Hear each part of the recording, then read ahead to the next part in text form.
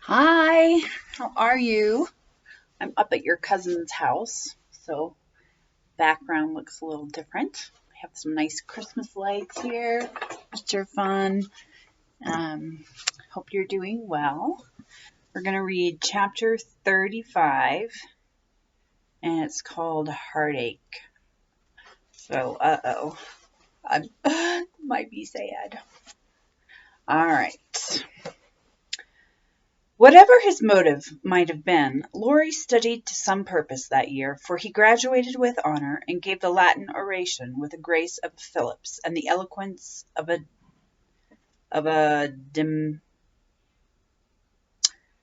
Demos, Demosthenes. I'm not sure. So his friends said. They were all there, his grandfather, oh, so proud, Mr. and Mrs. March, John and Meg, Joe and Beth, and all exulted over him with the sincere admiration which boys make light of at the time, but fail to win from the world by any after triumphs.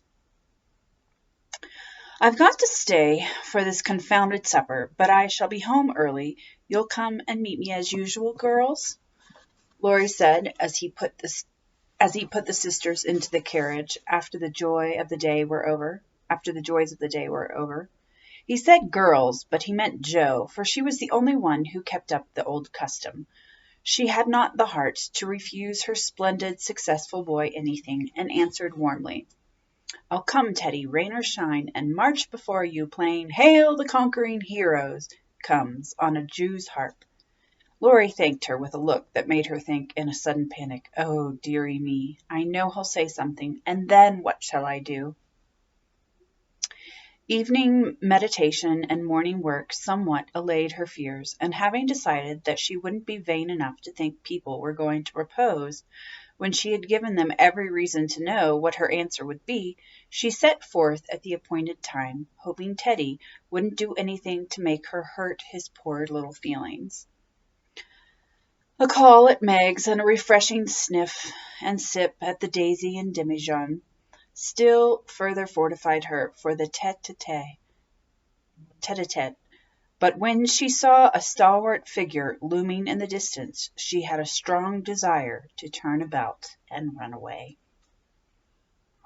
Where's the Jew's harp, Joe? Cried Laurie as soon as he was within speaking distance. I forgot it, and Joe took heart again, for that salutation could not be called lover-like. She always used to take his arm on these occasions. Now she did not, and he made no complaint, which was a bad sign, but talked on rapidly about all sorts of far-away subjects till they turned from the road into the little path that led homeward through the grove. Then he walked more slowly, suddenly lost in his fine flow of language, and now and then a dreadful pause occurred. To rescue the conversation from one of the wells of silence into which it kept falling, Joe said hastily, Now, you must have a good long holiday. I intend to. Something in his resolute tone made Joe look up quickly to find him looking down at her with an expression that assured her the dreaded moment had come, and made her put out her hand with an imploring, No, Teddy, please don't. I will, and you must hear me. It's no use, Joe. We've got to have it out, and the sooner the better for both of us, he answered, getting flushed and excited all at once. Say what you like, then, I'll listen, said Joe, with a desperate sort of patience. Laurie was a young lover, but he was in earnest and meant to have it out if he died in the attempt, so he plunged into the subject with characteristic impetuosity, saying in a voice that would get choky now and then, in spite of manful efforts to keep it steady. I've loved you ever since I've known you, Joe. Couldn't help it.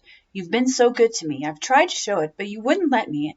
Now I'm going to make you hear and give me an answer, for I can't go on so any longer. I wanted to save you this. I thought you'd understand, began Joe, finding it a great deal harder than she expected. I know you did, but girls are so queer, and you never know what they mean. They say no when they mean yes, and drive a man out of his wits just for the fun of it, returned Laurie, entrenching himself behind an undeniable fact. I don't. I never wanted to make you care for me so, and I went away to keep you from it if I could. I thought so. It was like you, but it was no use. I only loved you all the more, and I worked hard to please you, and I gave up billiards and everything you didn't like, and waited and never complained, for I hoped you'd love me, though I'm not half good enough. Here there was a choke that couldn't be controlled, so he decapitated Buttercups while he cleared his confounded throat. Yes, you are. You're a great deal too good for me, and I'm grateful to you, and so proud and fond of you. I don't see why I can't love you as you want me to. I've tried, but I can't change the feeling, and it would be a lie to say I do when I don't. Really, truly, Joe? He stopped short and caught both her hands as he put his question with a look that she did not soon forget. Really, truly, dear. They were in the grove now, close by the stile, and when the last words fell reluctantly from Joe's lips, Laurie dropped her hands and turned as if to go on, but for once in his life that fence was too much for him, so he just laid his head down on the mossy post and stood so still that Joe was frightened. Oh, Teddy, I'm sorry, so desperately sorry. I could kill myself if it would do any good. I wish you wouldn't take it so hard. I can't help it. You know it's impossible for people to make themselves love other people if they don't, cried Joe, ineloquently but remorsefully, as she softly patted his shoulder, remembering the time when he had comforted her so long ago. They do sometimes, said a muffled voice from the post. I don't believe it's the right sort of love, and I'd rather not try it, was the decided answer.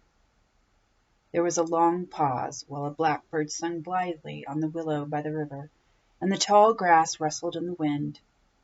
Presently Joe said very soberly, as she sat down on the step of the stile, Laurie, I want to tell you something. He started as if he had been shot, threw up his head, and cried out in a fierce tone, Don't tell me that, Joe. I can't bear it now.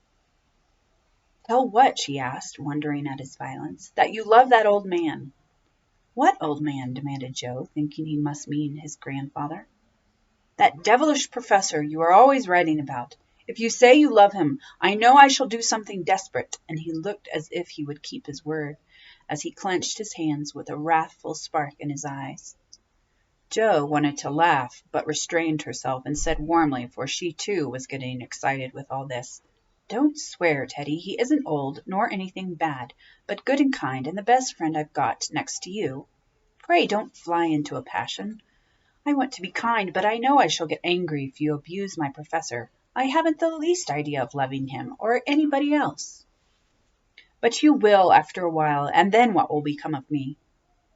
You'll love someone else, too, like a sensible boy, and forget all this trouble. I can't love anyone else, and I'll never forget you, Joe, never, never, with a stamp to emphasize his passionate words.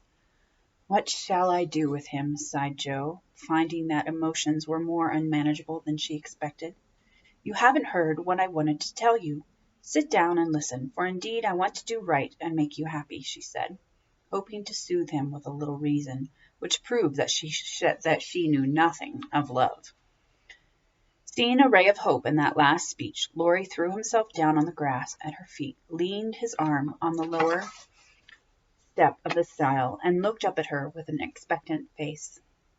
Now, that arrangement was not conducive to calm speech or clear thought on Joe's part, for how could she say hard things to her boy while he watched her with eyes full of love and longing, and lashes still wet with a bitter drop or two her hardness of heart had wrung from him? She gently turned his head away, saying, as she stroked the wavy hair, which had been allowed to grow for her sake, how touching that was, to be sure, I agree with Mother that you and I are not suited to each other because our quick tempers and strong wills would probably make us very miserable, if we were so foolish as to. Joe paused a little over the last word, but Laurie uttered it with a rapturous expression. Mary, no, we shouldn't. If you loved me, Joe, I should be a perfect saint, for you could make me anything you like. No, I can't. I've tried it and failed, and I won't risk our happiness by such a serious experiment.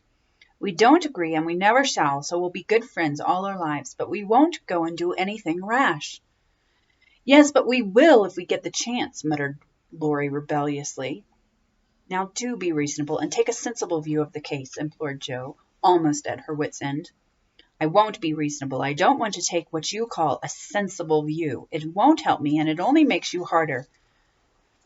"I don't believe you got any heart." "I wish I hadn't." There was a little quiver in Jo's voice, and thinking it a good omen, Laurie turned round, bringing all his persuasive powers to bear as he said, in the wheedlesome tone that had never been so dangerously wheedlesome before, "Don't disappoint us, dear. Everyone expects it. Grandpa has set his heart upon it. Your people like it. And I can't get on without you. Say you will, and let's be happy. Do, do."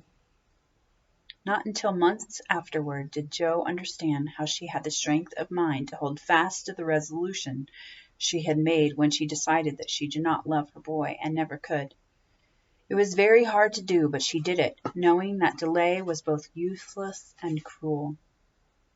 "I can't say yes, truly, so I won't say it at all. You'll see that I'm right by and by, and thank me for it," she began solemnly. "I'll be hanged if I do!" And Laurie bounced off the grass, burning with indignation at the bare idea. "Yes, you will," persisted Jo. "You'll get over this, after a while, and find some lovely, accomplished girl who will adore you and make a fine mistress for your fine house. I shouldn't. I'm homely and awkward and odd and old, and you'd be ashamed of me, and we should quarrel. We can't help it even now, you see. And I shouldn't like elegant society, and you would, and you'd hate my scribbling, and I couldn't get on without it, and we should be unhappy, and wish we hadn't done it, and everything would be horrid." "Anything more?" asked Laurie, finding it hard to listen patiently to this prophetic burst. "Nothing more, except that I don't believe I shall ever marry. I am happy as I am, and love my liberty too well to be in any hurry to give it up for any mortal man." "I know better," broke in Laurie. "You think so now, but there'll come a time when you will care for somebody, and you'll love him tremendously, and live and die for him. I know you will. It's your way, and I shall have to stand by and see it." And the despairing lover cast his hat upon the ground with a gesture that would have seemed comical if his face had not been so tragical. "Yes, I will live and die for him if he ever comes and makes me love him in spite of myself. And you must do the best you can," cried Jo, losing her patience with poor Teddy. "I've done my best, but you won't be reasonable, and it's selfish of you to keep teasing for what I can't give. I shall always be fond of you, very fond indeed as a friend, but I'll never marry you, and the sooner you believe it, the better for both of us. So now." That speech was like fire to gunpowder.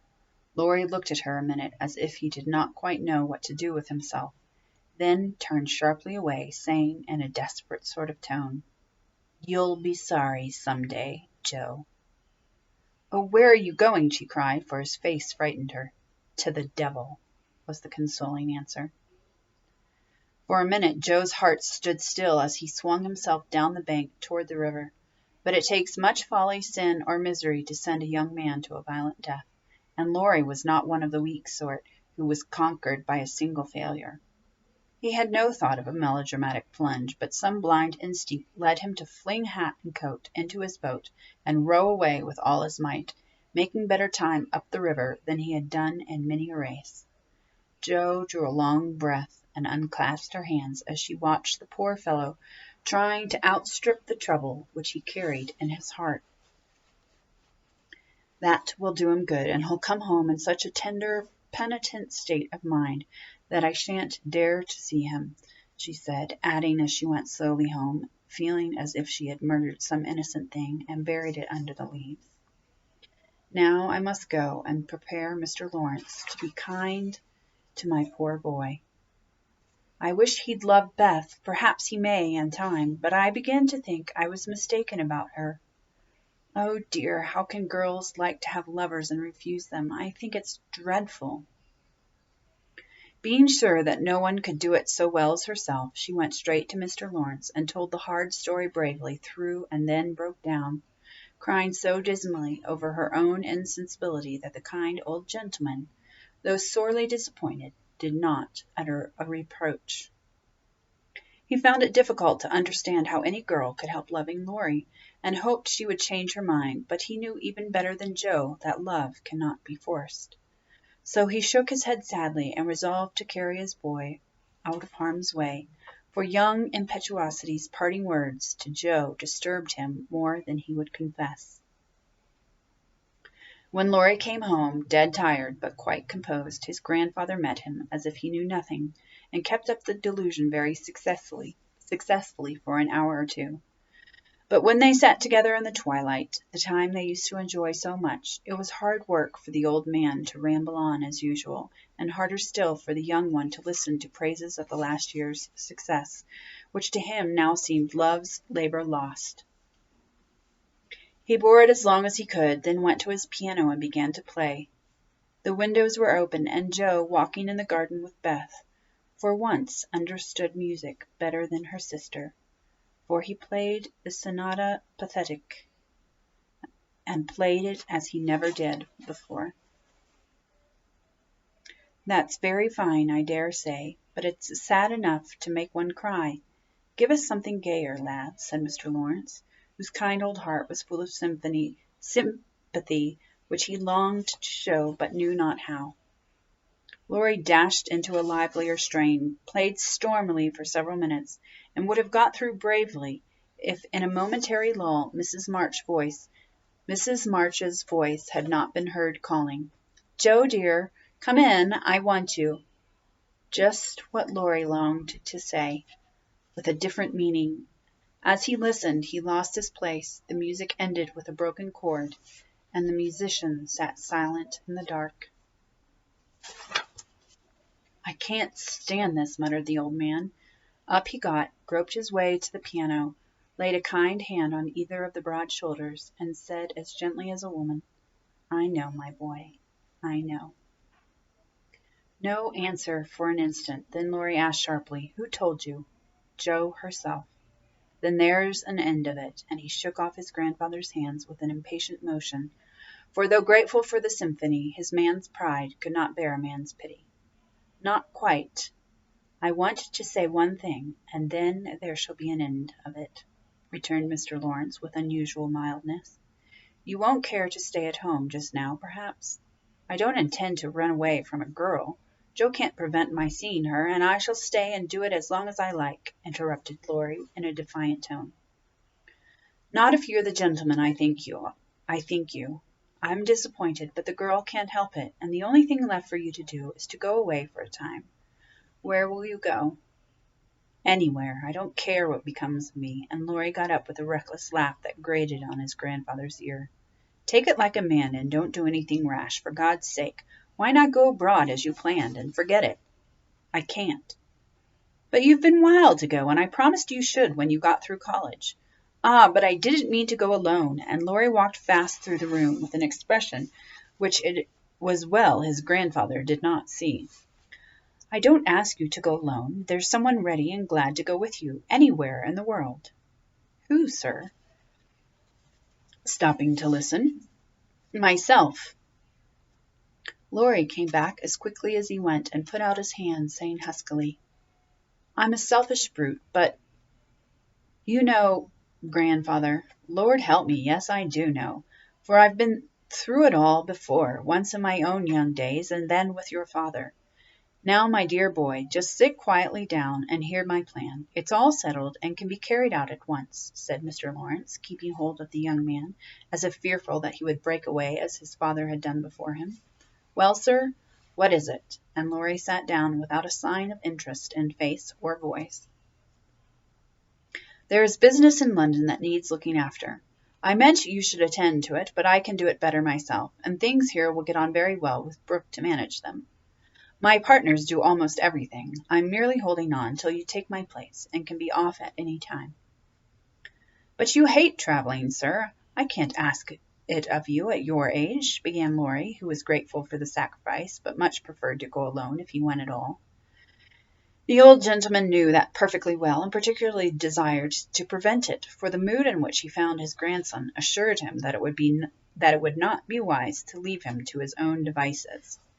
So, stifling a natural regret at the thought of the home comforts he would leave behind him, he said stoutly, "Bless your soul, I'm not superannuated. I'm not sure how you say the word. Superannuated. Not sure yet. I quite enjoy the idea. It will do me good, and my old bones won't suffer, for traveling nowadays is almost as easy as sitting in a chair." A restless movement from Laurie suggested that his chair was not easy, and that he did not like the plan, and made the old man add hastily, "I don't mean to be a marplot or a burden. I go because I think you'd feel happier than if I was left behind. I don't intend to gad about with you, but leave you free to go where you like, while I amuse myself in my own way. I've friends in London and Paris, and should like to visit them. Meantime, you can go to Italy, Germany, Switzerland, where you will, and enjoy pictures, music, scenery, and adventures to your heart's content." Now, Laurie felt just then that his heart was entirely broken, and the world a howling wilderness, but at the sound of certain words which the old gentleman artfully introduced him into his closing sentence, the broken heart gave an unexpected leap, and a green oasis or two suddenly appeared in the howling wilderness. He sighed, and then said in a spiritless tone, "Just as you like, sir. It doesn't matter where I go, or what I do." "It does to me. Remember that, lad. I give you entire liberty, but I trust you to make an honest use of it. Promise me that, Laurie." "Anything you like, sir." "Good," thought the old gentleman. "You don't care now, but there will come a time when that promise will keep you out of mischief, or I'm mistaken." Being an energetic individual, Mr. Lawrence struck while the iron was hot, and before the blighted being recovered spirit enough to rebel, they were off. During the time necessary for preparation, Laurie bore himself as young gentlemen usually do in such cases. He was moody, irritable, and pensive by turns, lost his appetite, neglected his dress, and devoted much time to playing tempestuously on his piano. Avoided Jo, but consoled himself by staring at her from his window with a tragical face that haunted her dreams by night and oppressed her with a heavy sense of guilt by day. Unlike some sufferers, he never spoke of his unrequited passion, and would allow no one, not even Mrs. March, to attempt consolation or offer sympathy. On some accounts this was a relief to his friends, but the weeks before his departure were very uncomfortable, and everyone rejoiced that the poor dear fellow was going away to forget his trouble and come home happy. Of course he smiled darkly at their delusion, but passed it by with the sad superiority of one who knew that his fidelity, like his love, was unalterable. When the parting came, he affected high spirits to conceal certain inconvenient emotions which seemed inclined to assert themselves. This gaiety did not impose upon anybody, but they tried to look as if it did, for his sake, and he got on very well, till Mrs. March kissed him, with a whisper full of motherly solicitude. Then, feeling that he was going very fast, he hastily embraced them all round, not forgetting the afflicted Hannah, and ran downstairs as if for his life. Jo followed a minute after to wave her hand to him if he looked round. He did look round, came back, put his arms about her as she stood on the step above him, and looked up at her with a face that made his short appeal both eloquent and pathetic. "Oh, Jo, can't you?" "Teddy, dear, I wish I could." That was all, except a little pause. Then Laurie straightened himself up, said, "It's all right, never mind," and went away without another word.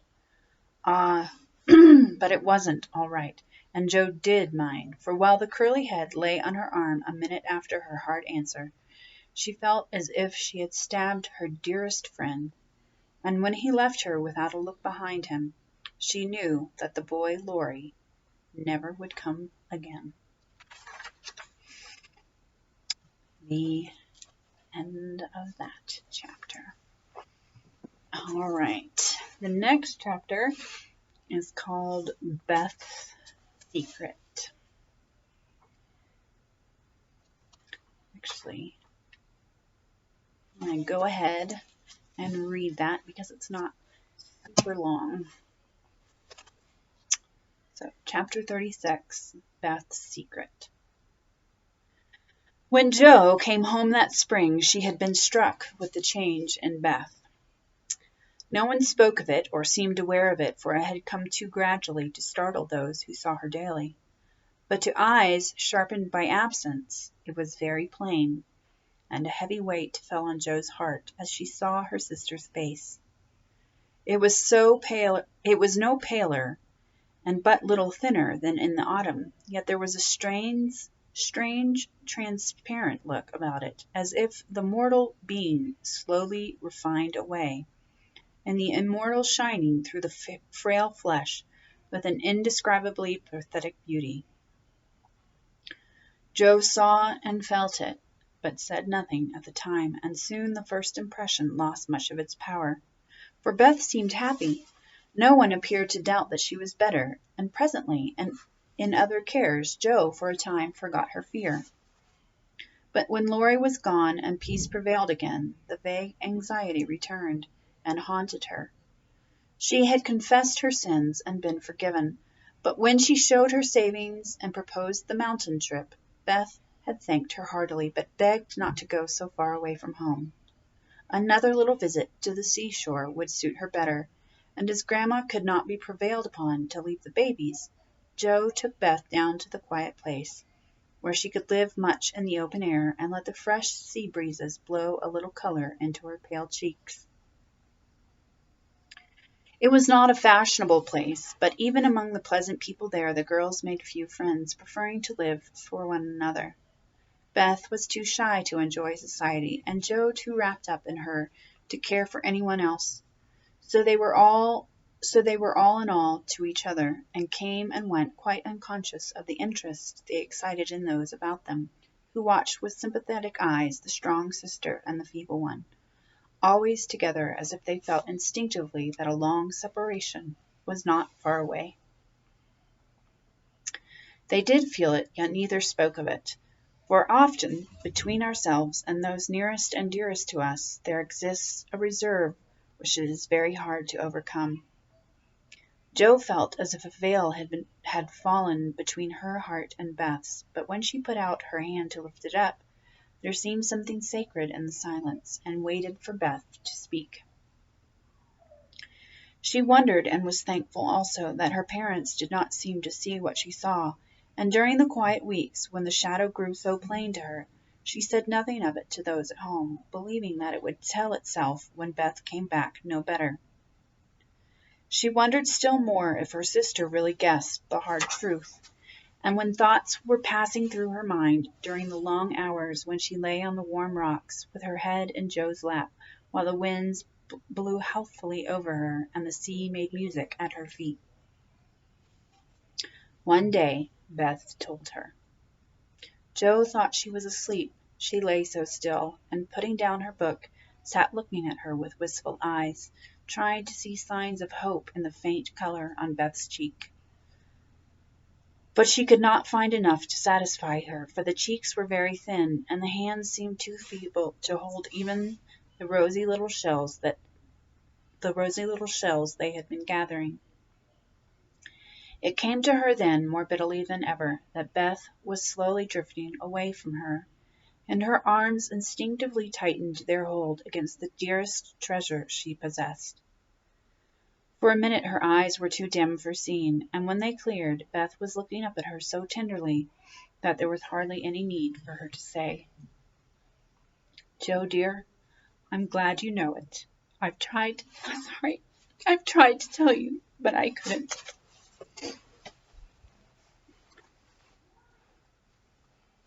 There was no answer except her sister's cheek against her own, not even tears, for when most deeply moved, Jo did not cry. She was the weaker then, and Beth tried to comfort and sustain her with her arms about her and the soothing words she whispered in her ear. "I've known for a good while, dear, and now I'm used to it. It isn't hard to think of or to bear. Try to see it so, and don't be troubled about me, because it's best. Indeed, it is. Is this what made you so unhappy in the autumn, Beth? You did not feel it then and keep it to yourself so long, did you? Asked Joe, refusing to see or say that it was best, but glad to know that Laurie had no part in Beth's trouble. Yes, I gave up hoping then, but I didn't like to own it. I tried to think it was a sick fancy, and would not let it trouble anyone. But when I saw you all so well and strong and full of happy plans, it was hard to feel that I could never be like you, and then I was miserable, Joe. Oh, Beth, and you didn't tell me, didn't let me comfort and help you. How could you shut me out and bear it all alone? Joe's voice was full of tender reproach, and her heart ached to think of the solitary struggle that must have gone on while Beth learned to say good-bye to health, love, and life, and take up her cross so cheerfully. Perhaps it was wrong, but I tried to do right. I wasn't sure. No one said anything, and I hoped I was mistaken.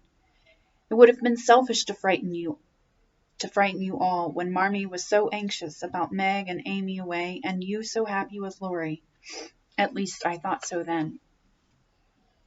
And I thought that you loved him, Beth, and I went away because I couldn't, cried Joe, glad to say all the truth. Beth looked so amazed at the idea that Joe smiled in spite of her pain and added softly, Then you didn't, dearie? I was afraid it was so, and imagined your poor little heart full of lovelornity all that while.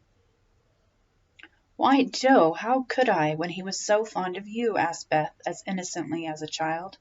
I do love him dearly. He is so good to me. How can I help it? But he never could be anything to me but my brother. I hope he truly will be some time. Not through me, said Joe decidedly. Amy is left for him, and they would suit excellently, but I have no heart for such things now. I don't care what becomes of anybody but you, Beth. You must get well. I want to, oh, so much. I try, but every day I lose a little and feel more sure that I shall never gain it back. It's like the tide, Joe. When it turns, it goes slowly, but it can't be stopped. It shall be stopped. Your tide must not turn so soon. 19 is too young, Beth. I can't let you go.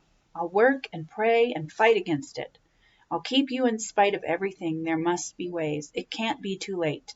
God won't be so cruel as to take you from me, cried poor Joe rebelliously, for her spirit was far less piously submissive than Beth's. Simple, sincere people seldom speak much of their piety. It shows itself in acts rather than in words, and has more influence than homilies or protestations. Beth could not reason upon or explain the faith that gave her courage and patience to give up life, and cheerfully wait for death. Like a confiding child, she asked no questions, but left everything to God and nature, Father and Mother of us all, feeling sure that they, and they only, could teach and strengthen heart and spirit for this life and the life to come. She did not rebuke Joe with saintly speeches, only loved her better for her passionate affection and clung more closely to the dear human love from which our Father never means us to be weaned, but through which he draws us closer to himself. She could not say, I'm glad to go, for life was very sweet to her. She could only sob out, I try to be willing, while she held fast to Joe, as the first bitter wave of this great sorrow broke over them together. By and by, Beth said, with recovered serenity, You'll tell them this when we go home? I think they will see it without words, sighed Joe, for now it seemed to her that Beth changed every day. Perhaps not. I've heard that the people who love best are often blindest to such things. If they don't see it, you will tell them for me. I don't want any secrets, and it's kinder to prepare them. Meg has John and the babies to comfort her, but you must stand by Father and Mother, won't you, Joe? If I can. But, Beth, I don't give up yet. I'm going to believe that it is a sick fancy and not let you think it's true," said Joe, trying to speak cheerfully. Beth lay a minute thinking, and then said in her quiet way, "I don't know how to express myself and shouldn't try to anyone but you, because I can't speak out except to my Joe. I only mean to say that I have a feeling that it never was intended I should live long. I'm not like the rest of you. I never made any plans about what I'd do when I grew up. I never thought of being married as you all did. I couldn't seem to imagine myself anything but stupid little Beth, trotting about at home, of no use anywhere but there. I never wanted to go away, and the hard part now is leaving you all. I'm not afraid, but it seems as if I should be homesick for you, even in heaven." Joe could not speak, and for several minutes there was no sound but the sigh of the wind and the lapping of the tide. A white-winged gull flew by, with a flash of sunshine on its silvery breast. Beth watched it till it vanished, and her eyes were full of sadness. A little gray-coated sandbird came tripping over the beach, peeping softly to itself as if enjoying the sun and sea. It came quite close to Beth, looked at her with a friendly eye, and sat upon a warm stone, dressing its wet feathers quite at home. Beth smiled and felt comforted, for the tiny thing seemed to offer its small friendship and remind her that a pleasant world was still to be enjoyed. "Dear little bird, see, Joe, how tame it is. I like Peeps better than the gulls. They are not so wild and handsome, but they seem happy, confiding little things. I used to call them my birds last summer, and Mother said they reminded her of me, busy, Quaker-colored creatures, always near the shore, and always chirping that contented little song of theirs. You are the gull, Joe, strong and wild, fond of the storm and the wind, flying far out to sea, and happy all alone. Meg is the turtle dove, and Amy is like the lark she writes about, trying to get up among the clouds, but always dropping down into a nest again. Dear little girl, she's so ambitious, but her heart is good and tender, and no matter how high she flies, she never will forget home. I hope I shall see her again, but she seems so far away. She is coming in the spring, and I mean that you shall be all ready to see and enjoy her. I'm going to have you well and rosy by that time," began Joe, feeling that all of the changes in Beth, the talking change was the greatest, for it seemed to cost no effort now, and she thought aloud in a way quite unlike bashful Beth. "Joe, dear, don't hope any more. It won't do any good. I'm sure of that. We won't be miserable, but enjoy being together while we wait. We'll have happy times, for I don't suffer much, and I think the tide will go out easily if you help me." Joe leaned down to kiss the tranquil face, and with that silent kiss she dedicated herself, soul and body, to Beth. She was right. There was no need of any words when they got home, for Father and Mother saw plainly now what they had prayed to be saved from seeing. Tired with her short journey, Beth went at once to bed, saying how glad she was to be at home, and when Joe went down, she found that she would be spared the hard task of telling Beth's secret. Her father stood leaning his head on the mantelpiece and did not turn as she came in, but her mother stretched out her arms as if for help, and Joe went to comfort her without a word. That's the end of that chapter. Ooh. Every time I read this book, which is like I think this is the 7th time, I keep hoping that this chapter will not happen, but so it does. All right, next time I will read chapter 37, called New Impressions. All right, see you next time. Bye.